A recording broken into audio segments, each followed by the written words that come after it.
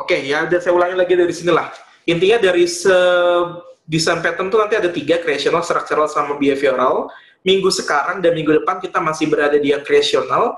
Inti dari creational tadi adalah kita bisa menggunakan desain pattern yang istilahnya memberikan kita panduan bagaimana caranya menginstance objek dari kelas-kelas yang kita punya.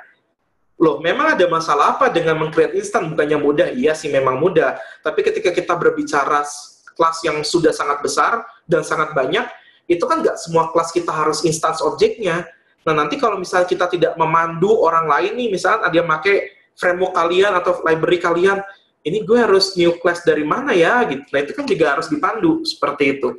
Nah, ini kita bisa pakai design pattern yang sifatnya creational. Nah, design pattern creational ini ada banyak sebetulnya, cuma kita akan hanya pelajari 2, nanti sisanya kalian lakukan refleksi mandiri untuk tugas besar nanti. Yang kita akan bahas ada singleton dan ada factory method. Nanti factory method minggu depan. Nah, ini tadi saya sudah jelasin creational pattern seperti apa. Nah, salah satunya adalah singleton. Ingat, creational tadi kan lebih berfokus kepada ngurusi masalah bagaimana atau seseorang yang menggunakan kode program yang kita bangun itu meng-create instance dari kelas-kelas yang kita punya. Nah, si singleton ini itu istilahnya memberikan kita panduan kalau kita ingin punya kelas dan sebuah kelas itu hanya boleh punya satu instance, jadi hanya boleh di-create instansinya satu buah, itu kita bisa pakai namanya singleton. Jadi singleton ini masih di creational, dan hati-hati ya tadi saya bilang lagi, sekali lagi saya highlight, creational itu mengurusi masalah bagaimana kita menginstance objek dari kelas-kelas yang kita punya. Nah, si singleton itu mengambil posisi bahwa dia memastikan kelas yang mengandung singleton nantinya hanya bisa di-instance satu instansiasi. Jadi nggak bisa 2, nggak bisa 3. Andaikan kita menginstansiasi lebih dari sekali, maka instansi yang kedua dan instansi yang ketiga itu akan mereference ke alamat objek yang sama. Jadi, begitu intinya. Gunanya untuk apa sih? Misal kalian punya program yang hanya boleh dijalankan atau di-running satu kali. Nggak boleh punya 2 kali. Misal kalau kalian bikin Microsoft Word, itu kan bisa 2 ya. Microsoft Word, misal buka yang satu, buka dokumen 1, yang satu dokumen 2. Nah, itu kan sebenarnya dua instance dari Microsoft Word. Nah, kalau kita pakai singleton, maka kita memastikan si programnya hanya bisa mempunyai satu instance. Berarti hanya bisa satu Microsoft Word misalkan dibuka pada satu waktu seperti itu. Itu gunanya. Ya, kapan kalian menggunakan, ya itu sebetulnya nanti tergantung lagi kebutuhan dari si software engineering-nya itu sendiri. Secara umum yaitu, kemudian secara bentuknya memang simple, ada singleton. Ini si kelas singletonnya. Jadi singleton itu tidak berupa kelas sendiri sebetulnya, tapi dia nempel ada sebuah hook method namanya get singleton yang ini. Kemarin juga saya minta Anda untuk mencari istilah hook itu apa? Tolong dicari. Nah, si get singleton inilah yang nantinya akan dipanggil oleh programmer yang mau menginstance kelas dari si kelas singleton ini. Si kelas singleton ini ya bisa berupa macam-macam. Misalkan kalian pengen bikin kelas mahasiswanya hanya boleh satu instansi, ya berarti singletonnya nanti ditimpa menjadi kelas mahasiswa seperti itu. Di mana nanti di sini jadi get mahasiswa, _2 mahasiswa. Tergantung dari kelasnya.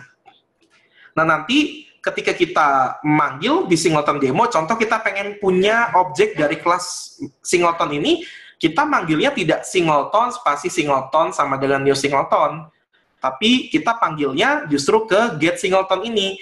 Nah, di get singleton inilah yang nantinya akan memastikan hanya satu reference objek atau satu instansiasi yang boleh di-create dari si kelas ini. Seperti itu. Nah, untuk lebih jelasnya mungkin kita langsung ngoding aja dulu.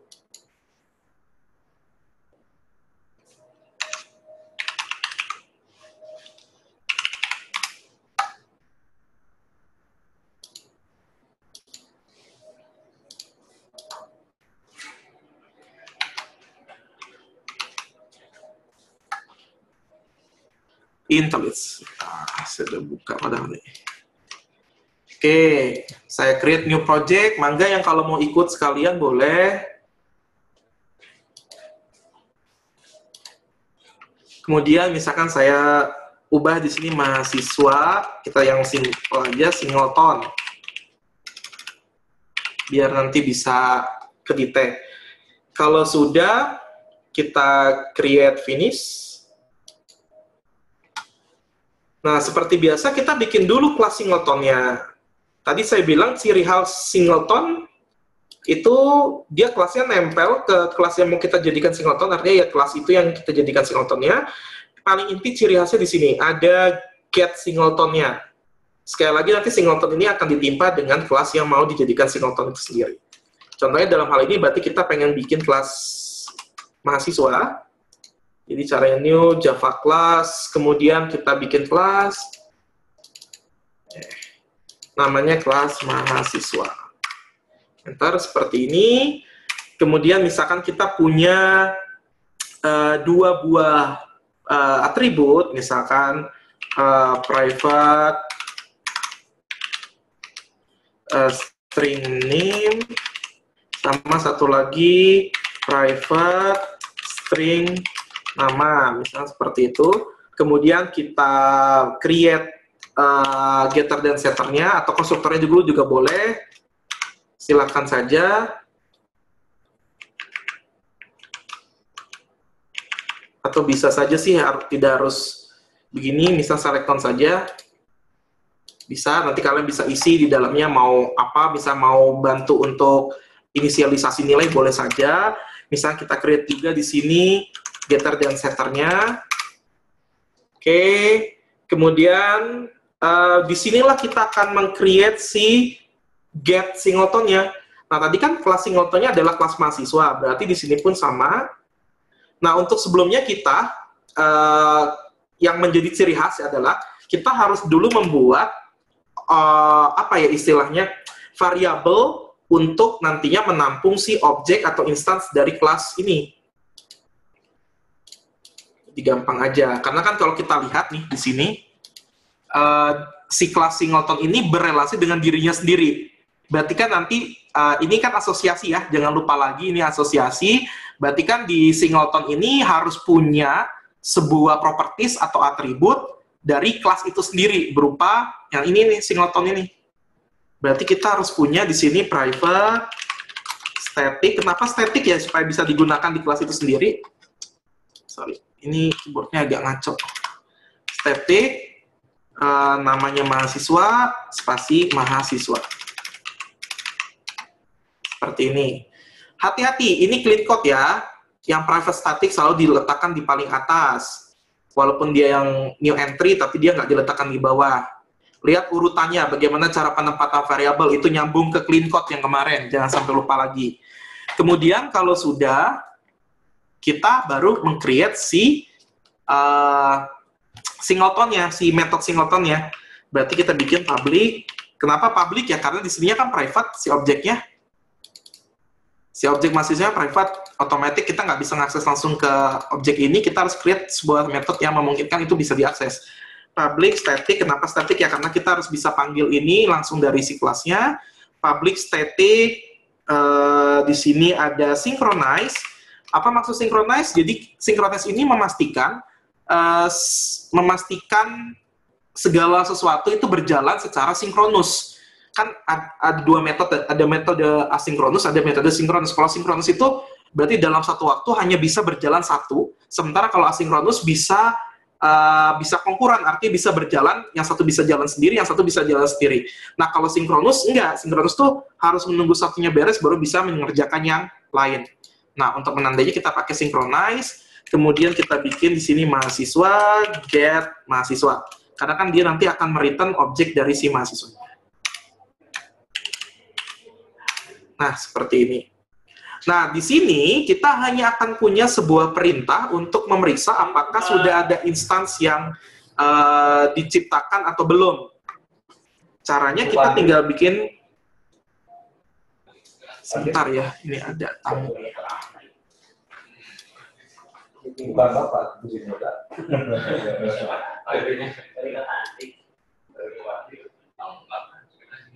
Pak Andrinya tidak masuk, Pak. Kerjaan ini bisa berjalan secara konkuren, bersamaan. atau paling gampangnya paralel lah ya, bisa berjalan secara terpisah. Itu ya karena kan sekali lagi singleton memastikan hanya bisa satu instance dari si kelas mahasiswa ini. Nah, syaratnya adalah dia harus periksa dulu apakah sudah ada instance dari kelas ini sebelumnya atau tidak. Caranya tinggal pakai if aja. Kemudian kita periksa mahasiswa, karena kan instansi tadi namanya mahasiswa, kemudian sama dengan null. Null itu artinya belum ada objek dari mahasiswanya. Kalau belum ada objek, ya dia create objeknya. Caranya ya sama kayak biasa, mahasiswa sama dengan new mahasiswa. Seperti ini. Tapi hati-hati, meng-create instansinya ini hanya terjadi kalau belum ada objek dari kelas mahasiswa. Kalau sudah, ya dia nggak usah lagi bikin. Makanya dibikin pakai if seperti ini. Kalau sudah, dia kembalikan si instansinya mahasiswa. Ingat, karena kan ini dia bentuknya function ya, istilahnya metode yang bertipe data, jadi harus ada return-nya. Return-nya dia ngembaliin objeknya. Sehingga nanti orang tidak boleh meng-create ini, mahasiswa ini mahasiswa, tapi dia panggil dari get mahasiswa ini, seperti itu. Kalau sudah, kita kasihlah satu metode untuk kita panggil nantinya. Contoh misalnya di sini public void do something, misalkan seperti itu. Sederhana aja kalau ini mah. Kemudian I do something here. Aduh, ini kenapa keyboardnya? Oke. Nah, cukup sampai sini aja dulu. Nanti mangga kalau ada yang nggak paham ditanyakan ya. Ini saya ngetiknya kebanyakan pakai auto completion, jadi terlihat cepat. Kalau Anda mau pakai IntelliJ IDEA, tolong dibiasakan menggunakan auto completion. Kalau sudah, kita sekarang bikin si kelas demonya.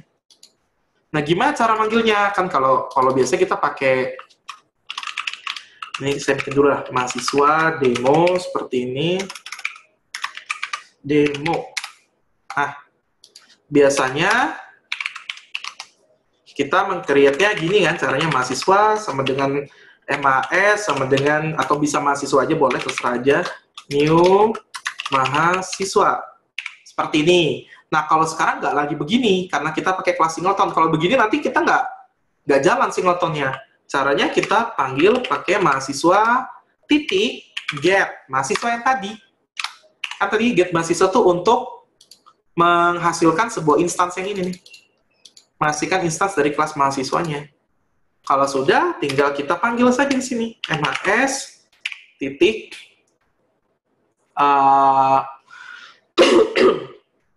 lakukan do something ya.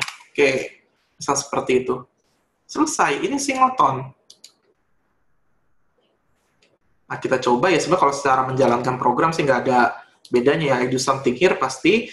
Misal nih, misal lagi kita bikin lagi mahasiswa spasi MHS2 sama dengan sama dengan mahasiswa titik get mahasiswa seperti ini. Nah, ini MHS2 dengan MHS ini sebetulnya mengacu ke objek yang sama, mengacu ke alamat memori yang sama. Jadi dia nggak dihitung dua beban memorinya. Kalau misalkan kalian pakai mahasiswa spasi MHS sama dengan new mahasiswa, itu kan beban objeknya akan dihitung sebagai dua objek terpisah di memorinya. Kalau ini enggak, MHS2 dan MHS ini itu sebetulnya mengacu ke objek yang sama, sehingga beban memorinya dihitung satu. Nah, singleton itu digunakan untuk itu. Meringankan si beban instansiasi suatu objek. Terutama kalau kita mengingat objeknya begitu besar. Nah, kalau objeknya begitu besar, nah itu kan kalau kita creating banyak objek dari si kelas tersebut kan beban memorinya besar seperti itu. Nah, ketika kita panggil MAS2 titik do something pun juga ini akan mengacu ke yang tadi sama gitu, kelakukan ke yang di sini nih, I do something here ini. Karena sebetulnya memang objeknya sama. Walaupun terlihatnya ini ada dua instansiasi, kalau kita menggunakan singleton maka MAS dan MHS2 ini dihitung sebagai satu instance. Seperti itu. Ya, ketika dijalankan ya sama. Selesai. Seperti itu. Oke. Ini singleton, selesai. Nanti minggu depan kita akan belajar yang factory method. Nah, kalau factory method masih sama, istilahnya memandu programmer yang nantinya menggunakan sintaks kita untuk bisa meng-create objek yang berbeda. Jadi nanti si programmer tersebut tidak akan dipusingkan, saya kalau mau create objek A, itu harus bikin instansi seperti apa. Dia tinggal bilang saja, saya pengen objek 1, pengen objek 2, pengen objek 3. Jadi kita kayak bikin menu untuk nantinya si programmer yang pakai sintaks kita tuh tinggal bilang aja, saya mau menu yang pertama. Nah, menu yang pertama nanti objeknya misalkan lingkaran, objek yang kedua misalkan persegi. Nah, itu seterusnya kita bisa create pakai si factory method. Oke, kalau untuk singleton segini. Ada pertanyaan, silakan. Boleh pakai suara, boleh pakai chat, terserah aja Anda lebih prefer yang mana. Sembari saya buka juga pertanyaan dari yang LMS.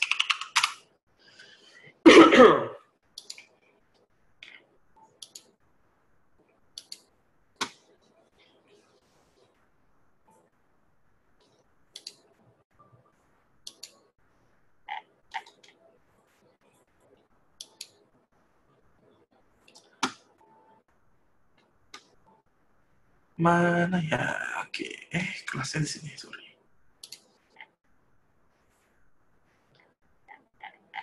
Di manakah kemarin? Oh, ya dia. Hanya 2 yang bertanya, oke, nggak masalah. Berarti memang guys pada pintar. Assalamualaikum Pak, waalaikumsalam. Saya mau menanyakan tentang singleton. Singleton dibuat agar kelas hanya memiliki satu instan. Tujuan dari singleton sendiri apakah untuk meringankan pemakaian memori? Ya jelas ya tadi ya. Jelas itu. Karena kan terutama kalau kita berada di Java, mau ngedestruct si objeknya kan juga kadang-kadang kita jarang sekali mendestruct objek secara sengaja.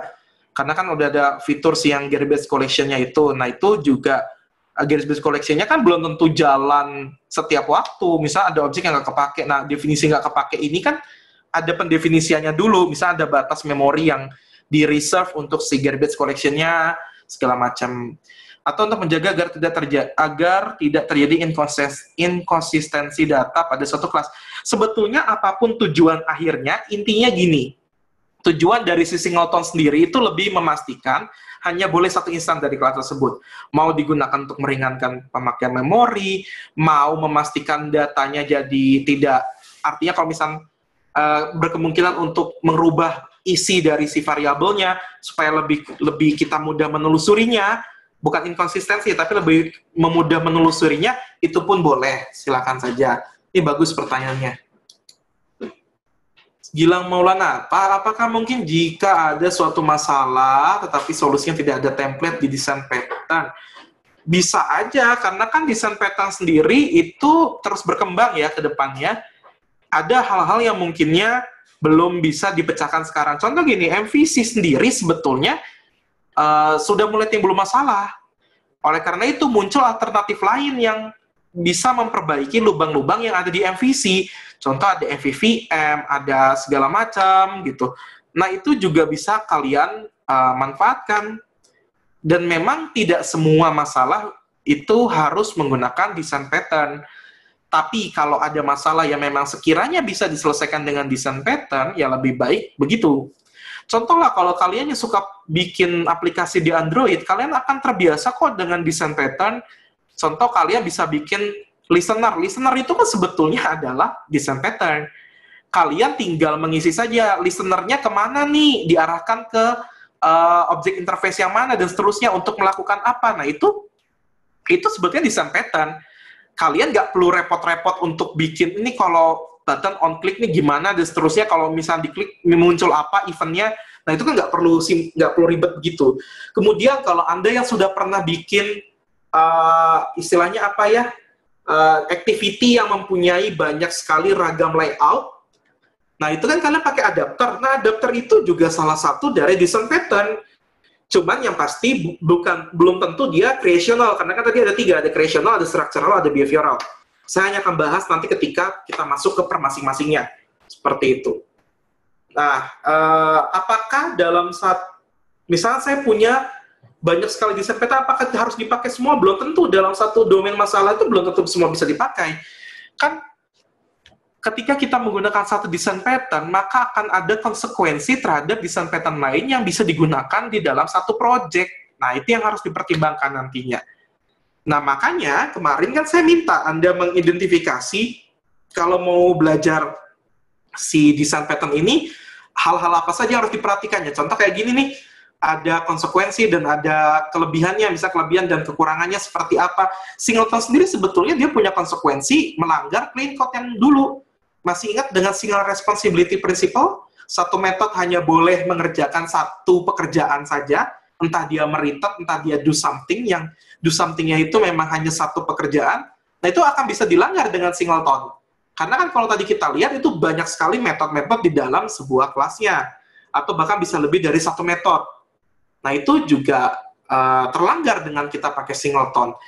Nah, memang ada trade-off ya, yang jelas antara kita menggunakan desain pattern atau tidak menggunakan desain pattern. Malah ada konsep namanya anti-pattern. Jadi, janganlah menggunakan desain pattern lah, intinya begitu. Tapi kan ada alasannya, nggak kayak kita langsung menjudge bahwa, oh, ini jangan pakai desain pattern, yang ini kita pakai desain pattern, seperti itu. Ini juga bisa jadi satu skripsi yang menarik sebetulnya, kalau Anda bisa pahami. Misal kalian punya suatu domain kasus, di mana domain kasus tersebut Anda lihat desain pattern apa yang mungkin cocok dari yang ketiga itu, creational, behavioral, atau structural. Nah, itu. Oke, Mangga, ada pertanyaan lagi yang lain? Pak, saya mau nanya, Pak. Boleh, silakan. Jadi, saya tuh masih belum terlalu, belum terlalu paham. Bahkan kita mau menggunakan desain pattern yang mana. Dan ketika saya lihat-lihat program di GitHub itu, kadang ada program dia 2 desain pattern dalam satu program gitu, Pak. Nah, dalam satu project. Dalam satu project itu. Boleh. Nah, jadi itu tuh bisa terjadi kayak gitu tuh, mereka tuh menggunakan 2 desain pattern dalam satu project itu kenapa gitu, Pak? Biasanya. Ya karena kebutuhan, sekali lagi, karena kebutuhan. Contoh gini. Ketika kita bikin project Android nih ya, project Android aja yang saya paling kebayang, karena memang itu yang paling nyata banget sih desain pattern-nya. Si project Android ini, ketika misalnya kita pengen bikin, itu minimal ada 2, ada listener dan ada adapter. Dalam satu project kan misalkan kita pasti punya tuh event, misalkan button on click nih. Nah, button on click itu kan kita harus manfaatkan si listener. Tapi ketika misalnya kita bicara masalah atau problem, untuk mempunyai layout yang berbeda-beda, misalkan yang satu ada relatif layout, yang satunya ada card layout dan segala macam. Nah, itu kan untuk mengatur antar mukanya sendiri, kita harus pakai atau mengatur mapping informasi ke antar mukanya, kita harus pakai adapter. Nggak dilarang gitu loh. Cuma mungkin gini, yang harus hati-hati, misalkan saya mau pakai MVC dan MVVM dalam satu project. Nah, itu kan sebenarnya MVC dan MVVM itu mengurusi masalah yang sama. Kalau tadi kan masalahnya berbeda ya. Yang satu ngurusin layout, yang satu ngurusin layout, yang adapter, yang satu ngurusin masalah event on click-nya gitu kan. Nah, kalau si MVVM dan MVC itu kan sebetulnya 2 desain pattern yang mengurusi ranah yang sama. Itu nggak boleh dua-duanya gitu. Harus pilih salah satu, mau pakai yang mana gitu. Oke, Pak. Nah, itu sih. Nah, nanti juga bisa aja di dalam ilmu software engineering biasanya sah-sah aja kalau misalnya kita bilang desain pattern utama yang mau kita jadikan panduan apa. Ya biasanya kita lihat keutamanya berdasarkan behavioral biasanya. Jarang sekali kita menandai desain pattern utama itu di structural ataupun juga di creational. Nah, MVC tadi itu masuknya ke behavioral karena ngatur ke perilakunya kan. Perilaku kalau kita mau punya ngolah data itu harus dibagi 3, nah itu behavioral sebetulnya. Itu. Sip, Pak. Nuhun, Pak. Oke, sip, sama-sama. Belajar terus aja, nggak apa-apa. Kalau bisa sih satu desain pattern dicoba untuk kasus-kasus yang berbeda. Simpel aja dulu, nggak usah pakai yang rumit-rumit, nggak usah langsung nyemplung ke Android. Kan kalau di Android kan sebenarnya kita lebih ke arah menggunakan ya. Kalau ini kan kita kayak membuat desain pattern-nya sendiri untuk kasus kita. Nah, itu sih. Itu 2 hal yang berbeda. Hati-hati. Dan itu boleh aja belajarnya mau pakai yang mana, mau langsung ke aplikasinya dulu biar paham, silahkan. Mau belajar ngebuat from scratch untuk si desain pattern-nya, itu lebih bagus supaya nanti juga level abstraksinya bisa kelihatan dan seterusnya. Oke, good question. Ada lagi?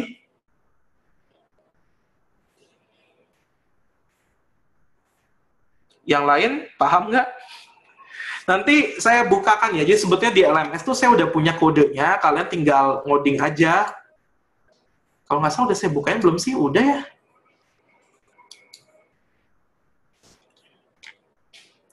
Jadi saya bikin hands-on lab-nya, kalian bisa lihat, di sini ada foods, dan ada food demo, makanya saya tadi kasih contoh yang beda ya, biar kalian bisa nyoba. Nah, kode programnya tinggal Anda lihat dari sini aja. Ini udah disediain, kalian tinggal ikuti. Codingnya yang mana dulu ya jelas Anda lihat dulu di ini. Kan Anda juga harus bisa membaca ini dengan baik ya, kelas diagram. Ya berarti kita bikin foods-nya dulu, karena foods nanti akan didependensi atau digunakan di foods demo. Makanya kemarin saya minta Anda refresh lagi masalah class relationship yang ini nih. Nah ini ada, tinggal Anda ikuti aja. Tolong jangan di copy paste, tapi diketik supaya nanti lebih timbul logikanya. Itu aja. Jadi saya minggu depan factory pattern udah saya sediakan, cuman nanti biarkan Anda mencoba dulu.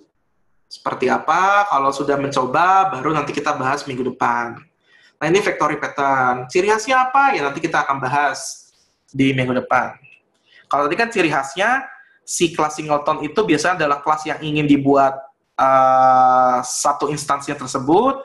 Kemudian ciri khasnya ada si get singletonnya, yaitu berupa, kalau di sini get foods-nya adalah get singletonnya. Karena kelas singletonnya adalah kelas foods. Itu aja, itu ciri khasnya. Nah, masing-masing desain pattern punya ciri khas, punya kekurangan, punya kelebihan, punya konsekuensi. Nah, itu yang harus dipelajari dulu. Supaya nanti ketika Anda pilih, ini saya mau gunain ini atau tidak, nah itu kalian sudah mulai muncul common sense-nya. Seperti itu. Oke, ada pertanyaan lagi yang lain? Silakan. Lukman, jelas, Man? Tadi nanya, Man? Ini Lukman Nanggana bertanya nih, bagus, saya senang sekali.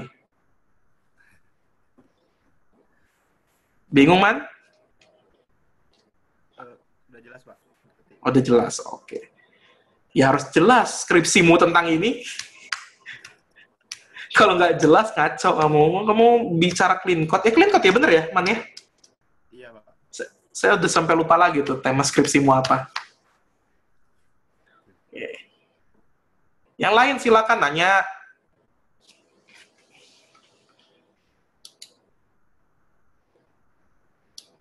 Jadi hati-hati ya, jangan dikit-dikit MVC aja. Desain pattern udah banyak gitu.